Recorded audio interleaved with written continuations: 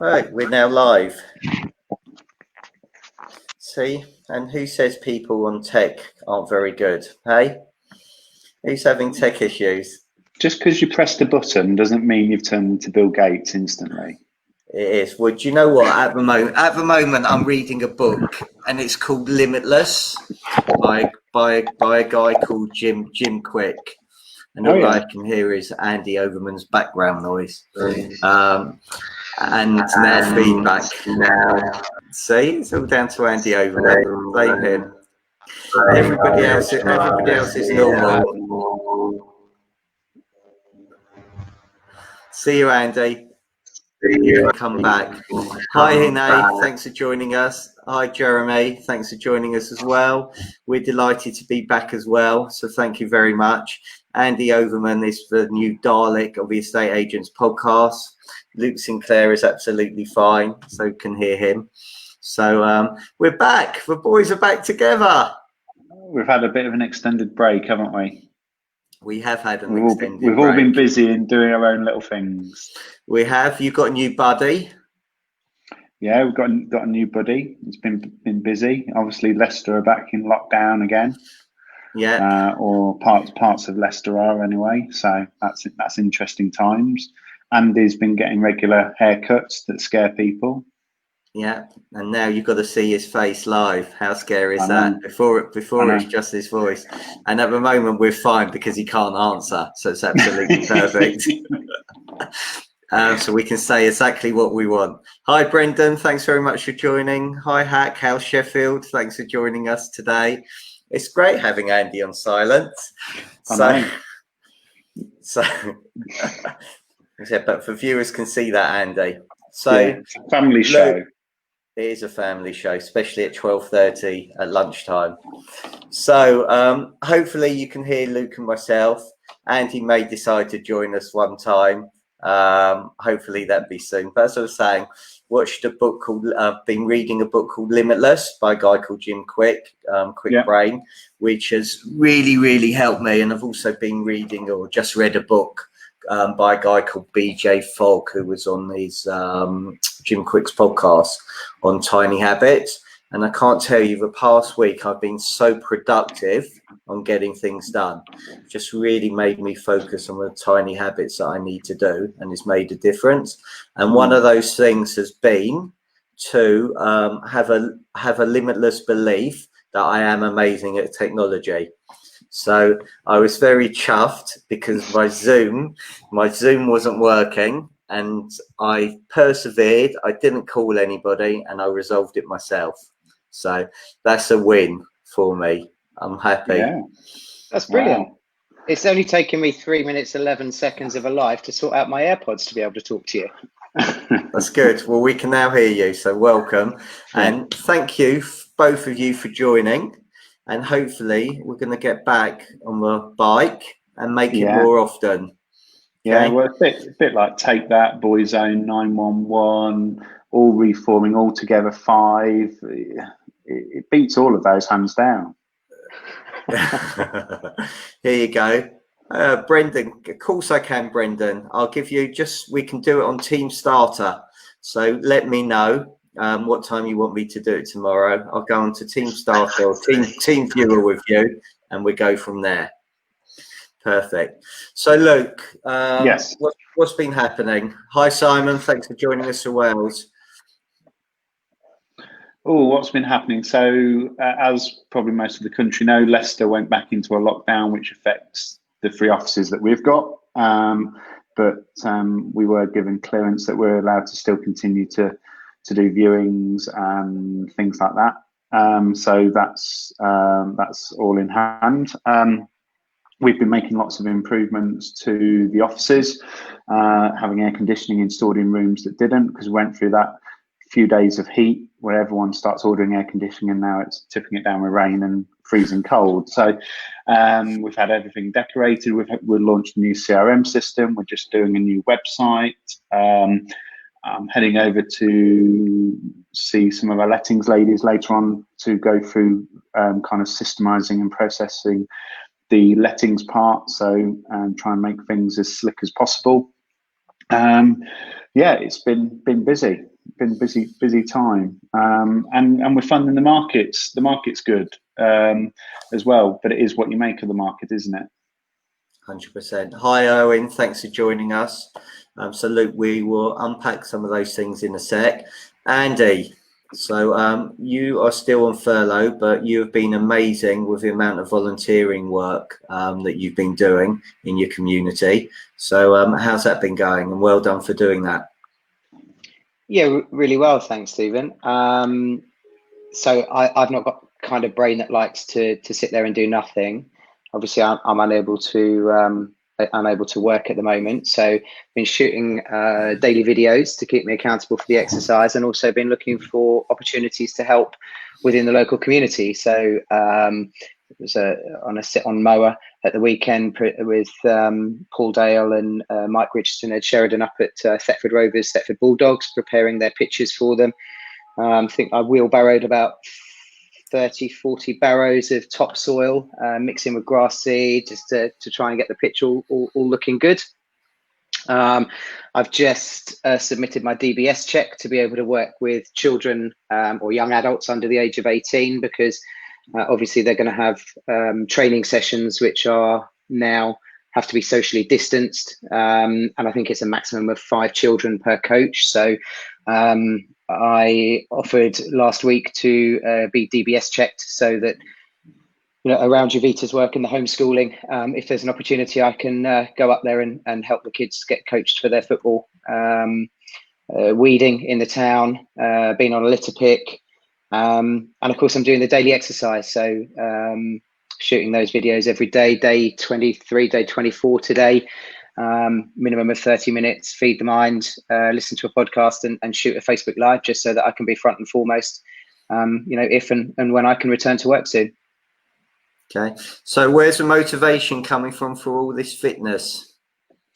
To be honest with you, it's through lockdown. Took a bit of a long, hard look at myself, and I think if I'm honest with you, kind of the first 2 or 3 weeks, 4 weeks of lockdown was,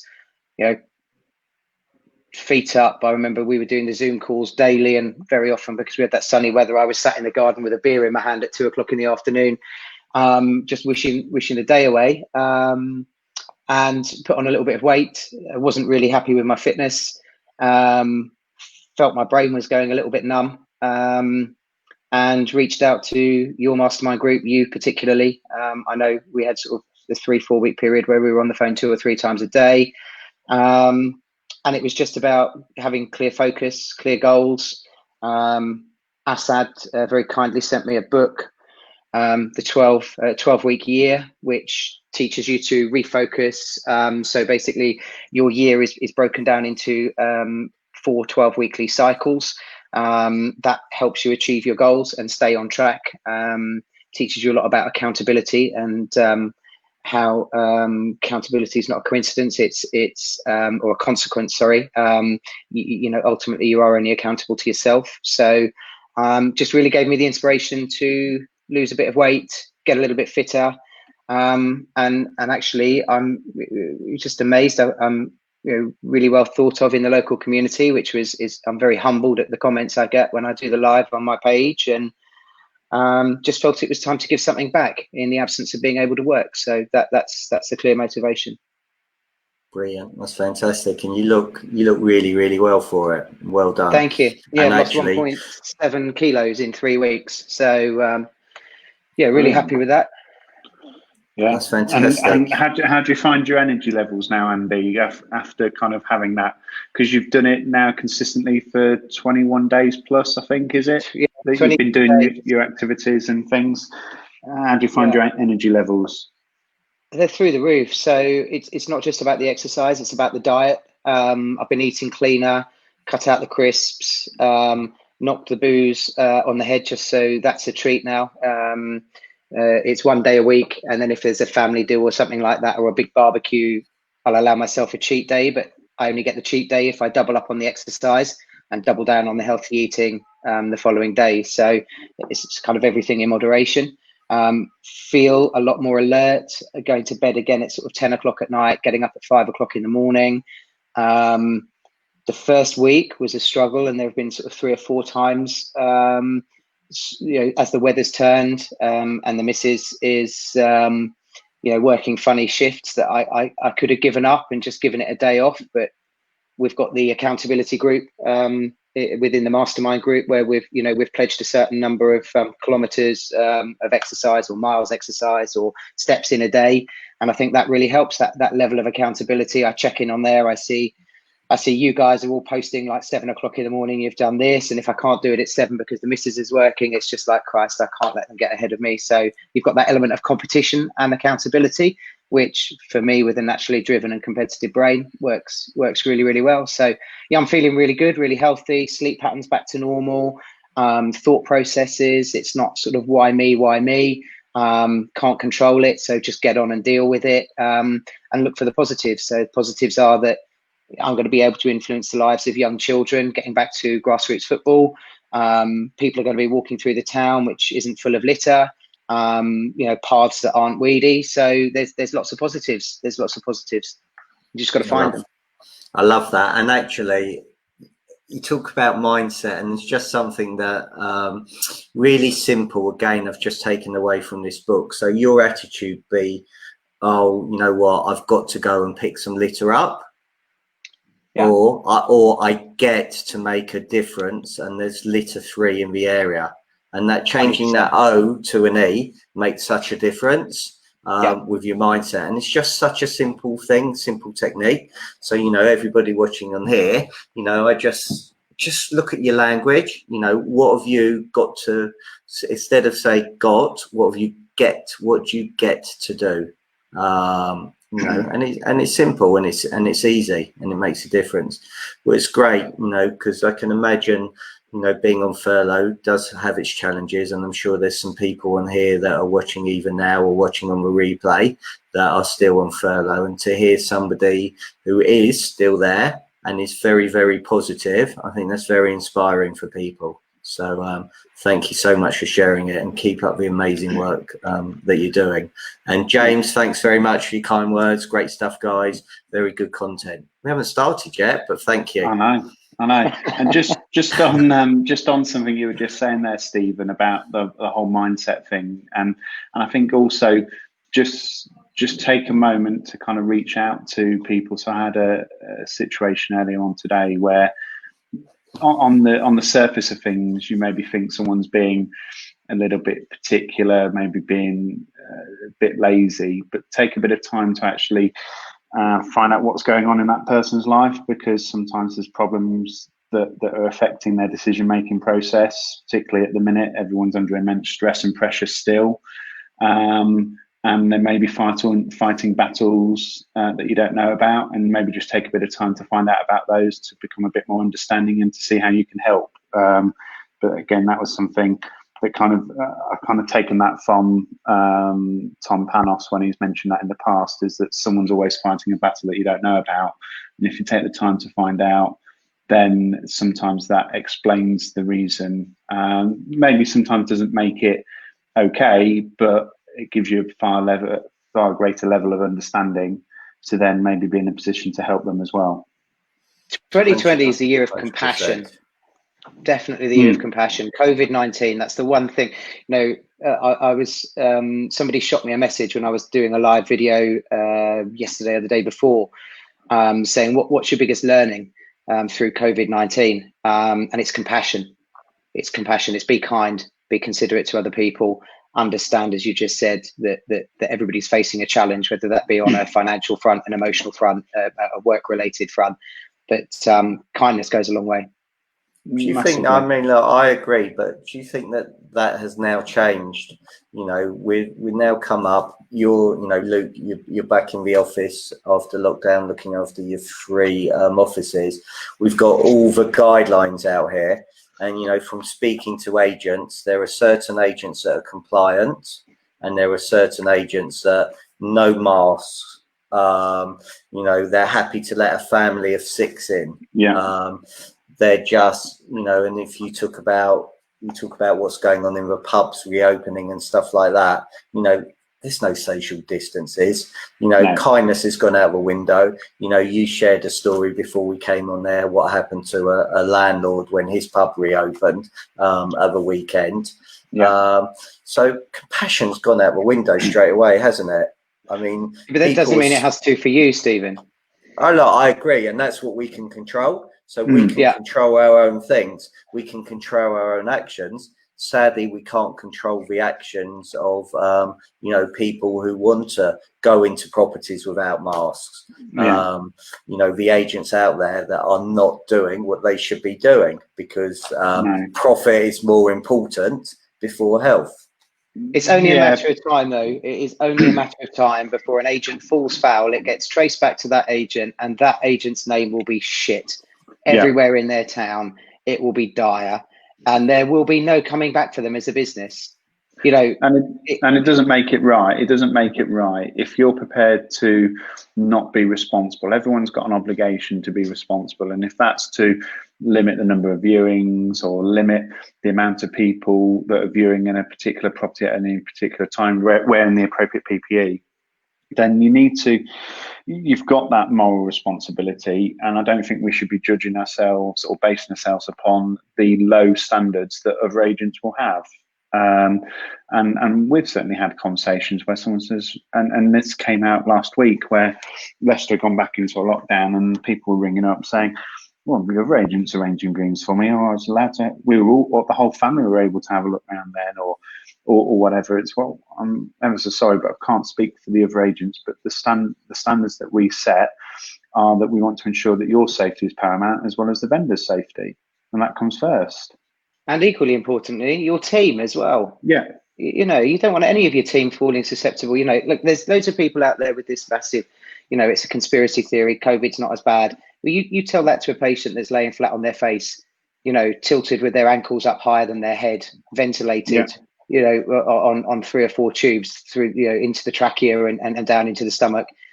You know, people have died from this, and it is serious. And you know, what is it Tom Panos says? If you hang around with 4 dickheads, you'll become the 5th.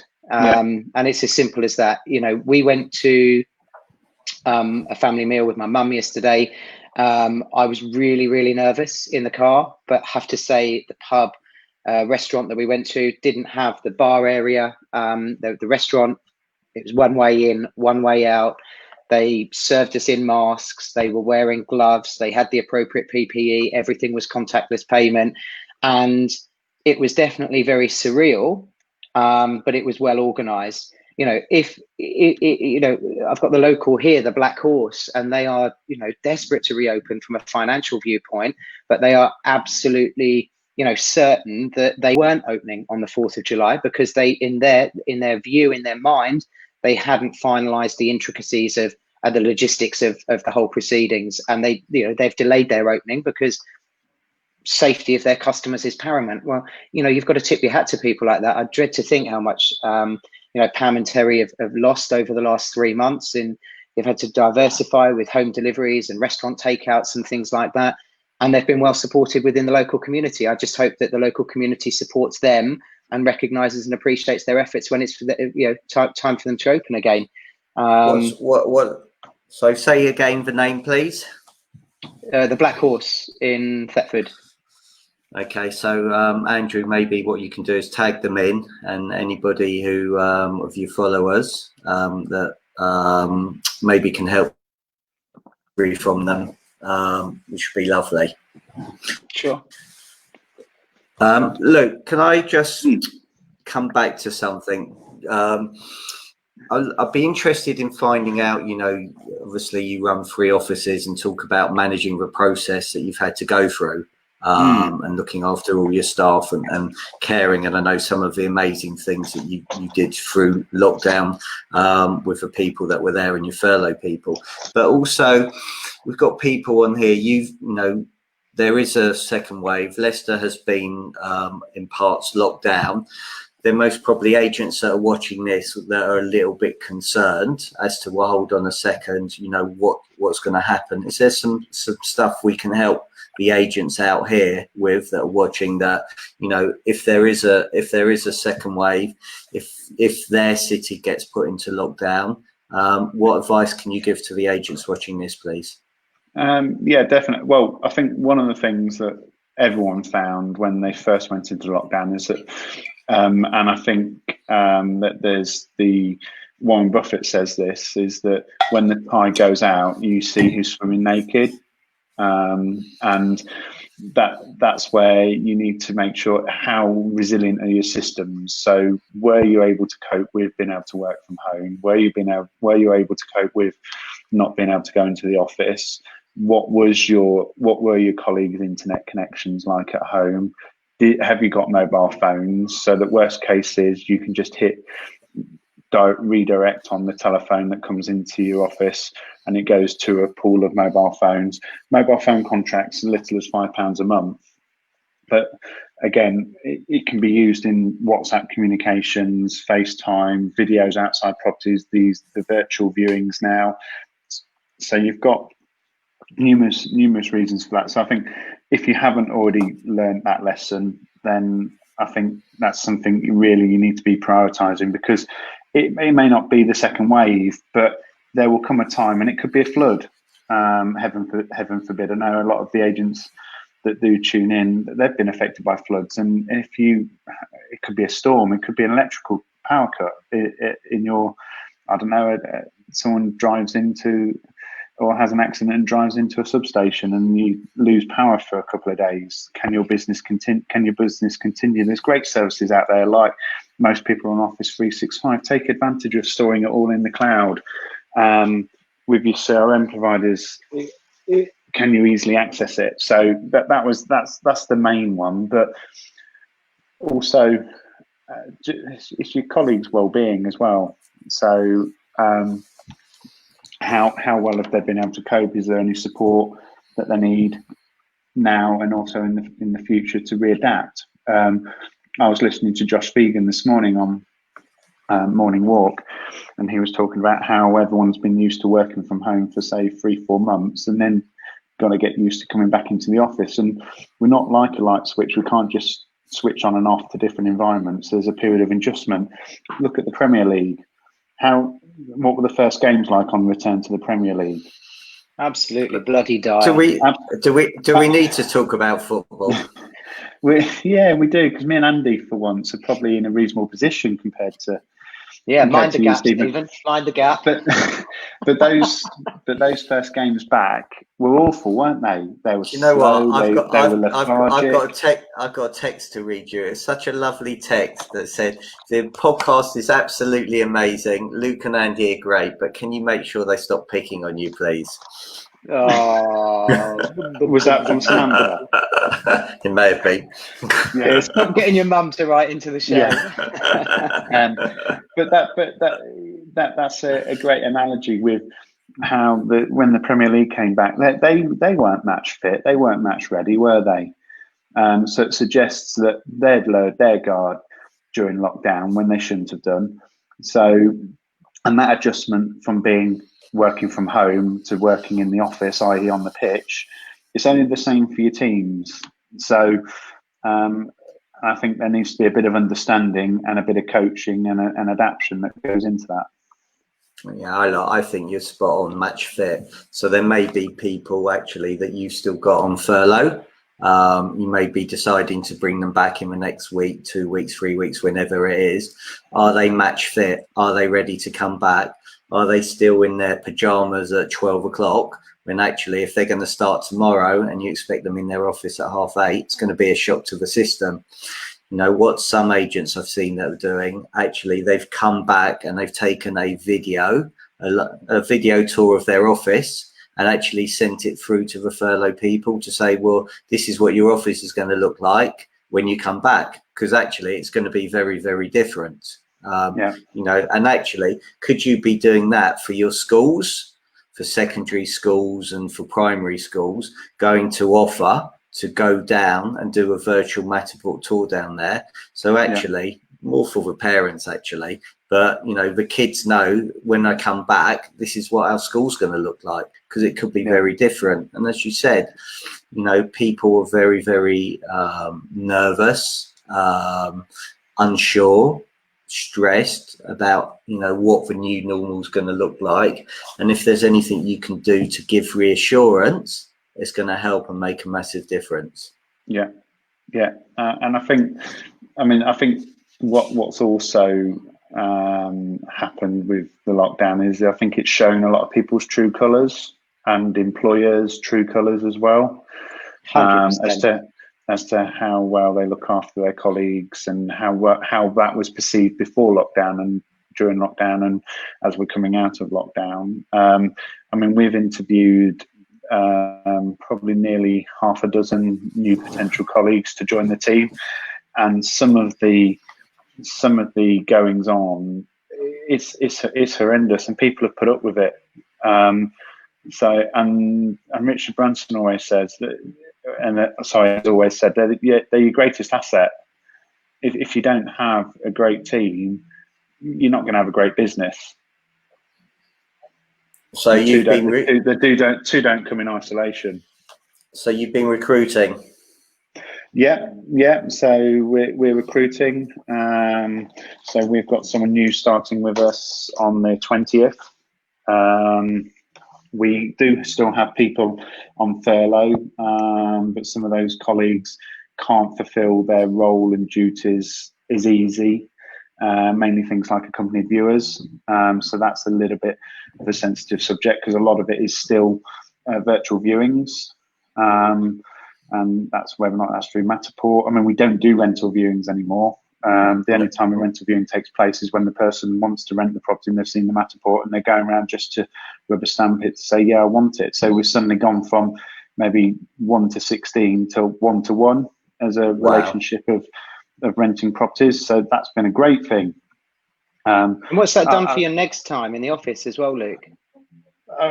It's transformed it, Andy, because you're not spending that half an hour, 45 minutes doing that viewing anymore. And this whole idea of block viewings, I mean, if you think as agents, how many times as agents, it still amazes me how many agents don't have a plan when they launch a property to the market. Yeah, you've got your 30-step plan. You follow your process. You get high engagement, high volume of people through the door in the early days, and then use that as leverage to get the best price for your client. And if that doesn't happen, because we can't be right all of the time, you press the reset button, have that review meeting, re-evaluate the marketing, the spend, the social, the price, everything that you need to readjust and reevaluate, and then you go again. But how many agents slap a house on Rightmove within 24, 48 hours with crap photography and no process and plan, and they'll get 3 phone calls from 3 different clients who want to view on Monday at 3, Wednesday at 9, and Saturday at 12, and have their necks running out to do each of those viewings, and they book it in. They're still booking it in now. That's the crazy thing. So again, I think we've still got a health duty to colleagues, clients, buyers and vendors, tenants, landlords. So we've done Matterports on 90% of the stock. So the first port of call is, have you seen the Matterport, or have you seen the video tour? And if you haven't, you need to look at that. And then the next step is, we need you to be financially qualified. Now, this isn't forcing them to use an advisor in any capacity. It's just to ensure, is the affordability there? Because we know the mortgage market has changed.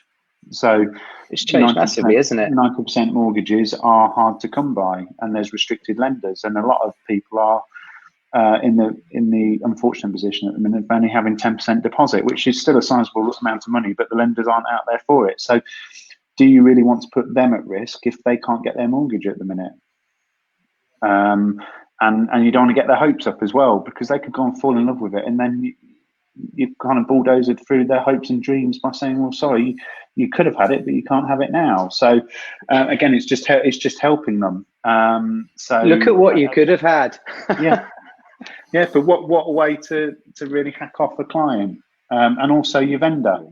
But you think about that. Just rewind that for one phase, Luke. Okay, and they've got maybe 4 or 5 shit agents in the town that are running around showing them houses, and you're actually taking the time to say, well, look, let's rewind this process. Let's just look at, let's just assess it. Let's just look at the financial suitability.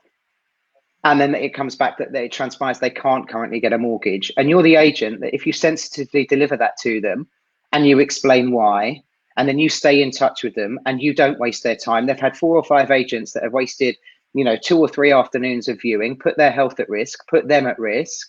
And then they've got one agent, one standout agent that's given world-class service to say, look, unfortunately, Mrs. Purchaser, you can't actually buy at the moment. Much as you've got a healthy deposit, much as you've got, all of your ducks in a row, sadly, you don't have the ability to buy. But this is the process and the plan that we're going to follow over the next 12 weeks. My financial advisor is going to check in with you once a month to keep you updated on the changes in the mortgage market. That conversation, the mortgage trends are changing on a weekly basis at the moment. In 4 weeks' time, there may be, better lending criteria that are suitable for you. Who's she going to trust when she wants to buy somewhere? The 4 or 5 agents that have sacked her off and wasted 2 or 3 days or 2 or 3 afternoons of her time, or the one agent that actually showed that they were worth what they're worth and demonstrated the right advice. And that Richard Branson quote, by the way, was 2014. Train people well enough so they can leave. Treat them well enough so they don't want to. Yeah. And I think if you look at some of the corporates and some of the news in pie at the moment, you'll understand why that's very, very prevalent. And I suppose in independents as well, there's independents that have treated their staff in a shocking way as well. 100%. And I was on a call earlier, and somebody, I think in the past month, has passed 42 leads over to their financial services. And it's understanding, actually, you're doing what's best for your clients and for your customers, and I know obviously there's been loads of bad publicity in the past. Oh, well, you can't see a property until you see our financial advisor. Well, actually, you don't have to see our financial advisor. You can see you can see your own financial advisor. But your time, Andy, you made a great point. I go and see a property, I fall in love with it, and then I can't buy it. I'm going to be heartbroken. So actually, why waste that time? Why put that client through the emotional turmoil? Let's face it, guys. I mean, I think agents in the past have been. I think we've been guilty of being a little bit too flippant. We deal with transactions. You could have 30, 40, 50 transactions on the go at any one time, and you kind of get a bit flippant. But actually, you've got to remember that besides death and divorce, it's the most third most stressful experience for your clients, both buyers and sellers. So why add to that emotional roller coaster in a negative way? You're just feeding the negativity. And we talked at the very beginning, at the very top of the show, about you have a choice. Your choice is to be a shit agent and treat people as just a machine, as that sausage meat machine. You put them in, you put the meat in at the beginning, you get the mincemeat out. Or you can actually treat people like human beings with common courtesy, decency, respect, ethical behavior, and you can build long-lasting relationships. I genuinely think the time for fly-by-night, rack them and stack them, you're just a fee at the end of the transaction. I think those days are numbered, and I think the industry is changing, and I think people will see through it as well. Now, I was listening to Sam Hunter's podcast with Mark Worrell the other day, and they were talking about these agents that were doing viewings and no PPE, and they were doing valuations, not following protocol and things like that. That's short-lived. It might get you a deal in the bank now, but actually, what's it doing to your business reputation over the next 90 days? We talk about that 30-90 principle a lot on our show. What you do in the next 30 days harvests not just the results for 90 days, but it harvests people's opinion. It harvests your company culture. It harvests your company reputation, your brand. What do you think? Take aside maybe the people that are actually selling the house, that may be forcing the agent or pushing them down a particular direction. I have my view there. My view is the agent's not educating the vendor and they're just doing the easy thing, which is wrong. But when you're an agent in your sign written vehicles, sat outside a house, allowing a family of 6 to go in and view that house, there are probably 6 or 7 neighbors that are curtain twitching. What do they think about your company?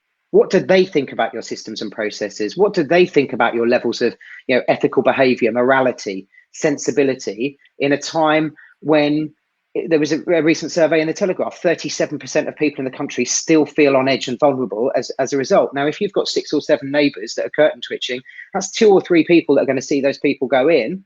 And you know what it's like. You do something good, somebody tells one person, you do something bad, they'll tell 10 people. You think how that can snowball. So I think it's really short-lived. I think, you know, agents that are doing this right now, behaving in that way, I think they've got crap businesses, and I don't think it will, you know, it won't continue in a positive way for them. No. Okay, great. Right. So Oliver James or Josh Fegan, thanks very much for joining us all the way from Earlham. Chris Baker, thanks for joining. Simon, like it, guys. So great advice the two of you are giving. So thank you, especially about mortgages, and really interesting about lettings and how your viewing ratio is, you know, that's transforming your agency. Oh, massive. Well, it's making it a lot more scalable, and the quality of the Matterport tools is huge. You can see the imperfections. You can see if it's a grotty carpet. You can see if the walls are marked. You can look through the windows and see if the garden's overgrown, that kind of thing. Okay, yes, it's a moment in time, but it's still it's what's kept that lettings business going. But I mean, just on the mortgage side of things, if you've got your own brokers or advisors in your own offices, or you have an affiliation, what's stopping them from having, okay, so these are all the people that have a 10% deposit. They can't move at the minute, but they want to move at some point in the future. So it's changing on a daily basis at the minute. Lenders are coming and going, rates are changing. Part of a service that we offer is that we will keep you up to date as and when things change. So when a 10% deal gets released, you've suddenly got this pool of clients or potential clients to keep up to date. But equally, everyone's talking about this potential change that's going to happen to stamp duty. Who better to let know? Because all of a sudden that money that they were putting aside for stamp duty could mean the extra money to go towards their deposit. And if you've not got that into a list ready to go, then you're missing out on an opportunity. So again, people may not be ready at the 15% deposit level, but simple spreadsheet, name, number, obviously consent that you can keep them up to date with what's happening. And you can use a simple service on your phone called SA Group Text. So it's basically a bit like Mail Merge for text messaging. So if you've got 200 people, let's say, that you need to update on 10% mortgages, you could send those messages out from your current plan on your mobile phone, so it's not going to cost you any money.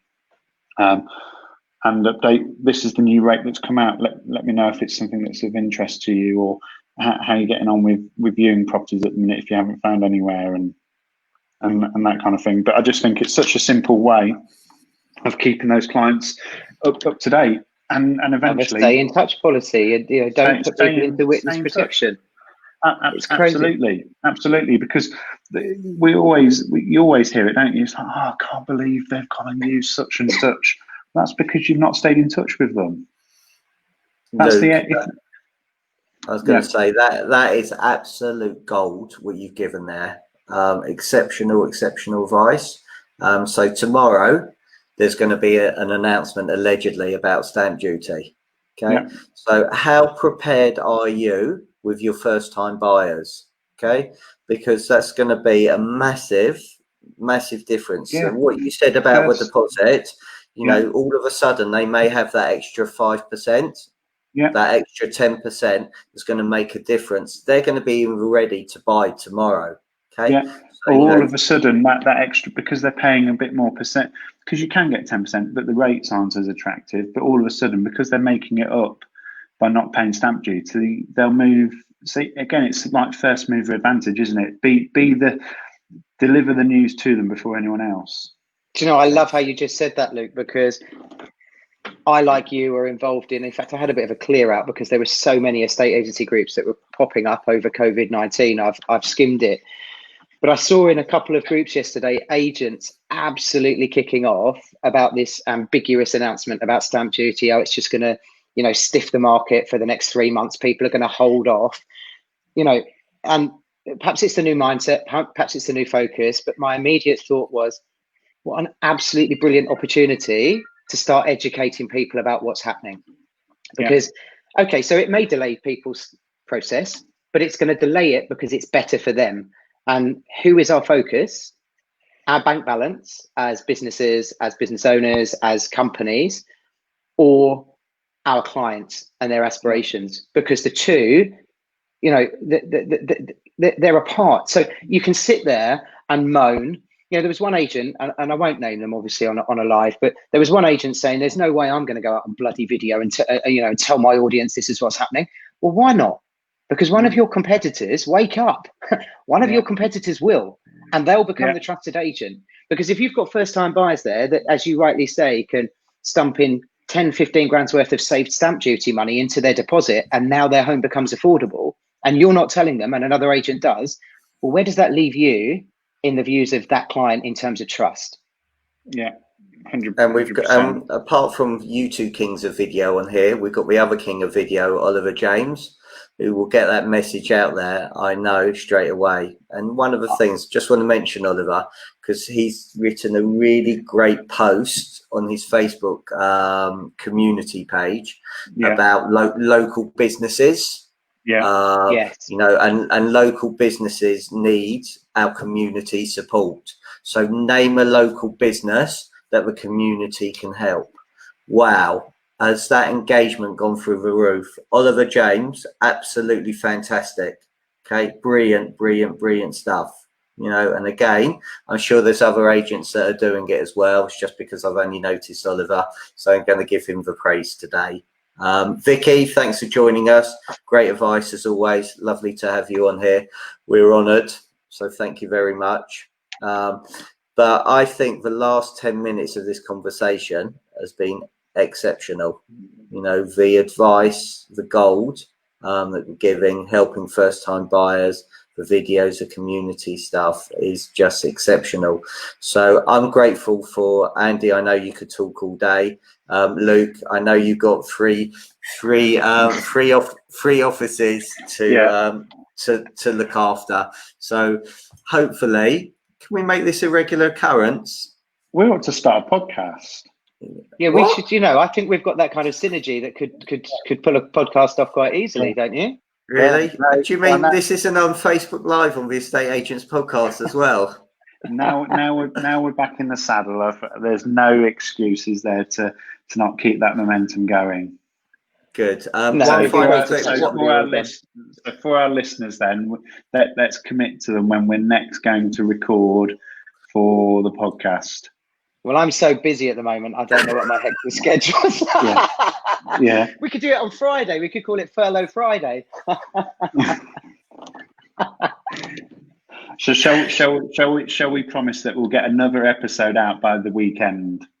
Yes, let's commit. Let's commit to getting at least an episode out once a week. So maybe we can do lunchtime. So in response to that, then, if there's any listener questions, challenges, obstacles that they want to pose to us, then get them to comment on this post for Stephen so that he can come prepared. He'll put all his comments in Evernote. He'll bring it up on his phone on Evernote, and he'll then be able to ping it across and WhatsApp it and screen share it and everything else. Well, let's face it. You did fall off your chair when I sent you a calendar invite for this. I was amazed. I was amazed, but we could just bamboozle you with like names of things like Microsoft and IBM, and you'd think that we mean something by it. Okay, so, well, I just want to come back to one thing you said actually that I think will help it. So, what was the name of the text message that you can send out, please? It's called SA, so capital S, capital A, Group Text, and it's an app, and I think you can get it on Android as well, but it is better on the iPhone. Everything's better on Apple, of course.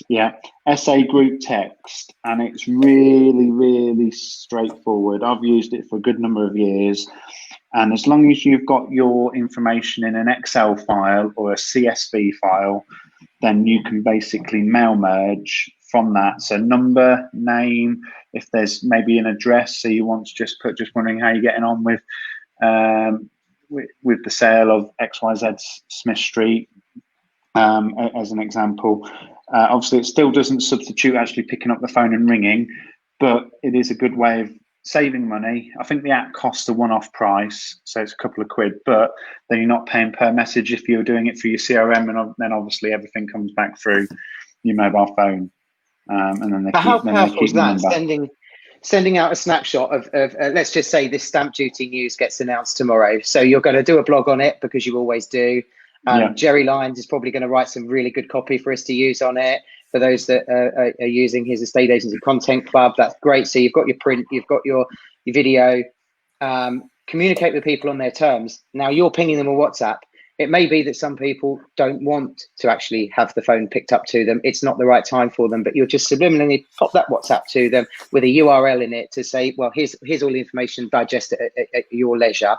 How many more phone calls do you think you're going to get when you communicate with people on their terms, in their time frame, in the way that they want to engage with you? It's so powerful. So brilliant idea. So I'll give you an example of that. Actually, recently it came in last Thursday.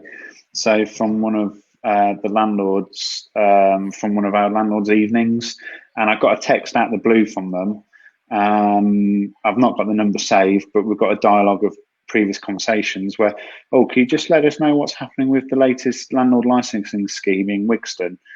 I didn't recognise that number, but then you can see the thread of who it was. So, and it's amazing how people will keep that information then, and then obviously it's great to know that you're then in their phone as someone that they'll turn to. Brilliant. 100%. Thank you, gentlemen. The boys are back. Thank you. Delighted that you were here. Thank you for your time, especially Andy Overman. I know we stopped you volunteering today, so I'm very grateful that you're with us. I'm just going to end on something I learned today, the 4G. Do you know what the 4G is? Mobile signal before 5G. Sorry? That's very good, actually. Mind you, I can't remember what it is now. So it is growth, grit, gratitude, and giving. So I'm very grateful for your time, and thank you for giving so much to all the audience as well. I love the growth that you deliver every time, and the grit and resilience you've both got and delivered over the last 3-4 months to your team, and also the grit and your resilience that you've had, Andy, and the motivation and inspiration you're doing every day to everybody. So, and please really don't feel bad, Stephen, that I didn't do my volunteering today, because I feel that by appearing on here with you, I've done my little bit for Help the Aged. That's nice speaking to our audience like that, isn't it? Hey, how to win friends and influence people. All directed at you, buddy. All directed at you. So thanks very much, everybody, for joining us. And if you're watching on replay, thanks very much. On Thursday, I'm going to be joined by Sarah Edmondson. We're going to be talking about Agents Together, her role there. We're going to be talking about training. We're going to be talking about the well-being of estate agents. So please be great if you could join us 12:30 on Thursday, and maybe, as you heard it here first, on Friday we may be able to get together to do another podcast. So if you do have any questions that are very taxing for Andy Overman and Luke especially, please write them in the comments, and we'll ask them then. So thanks very much. Have a really productive and successful Tuesday afternoon. Bye, everybody.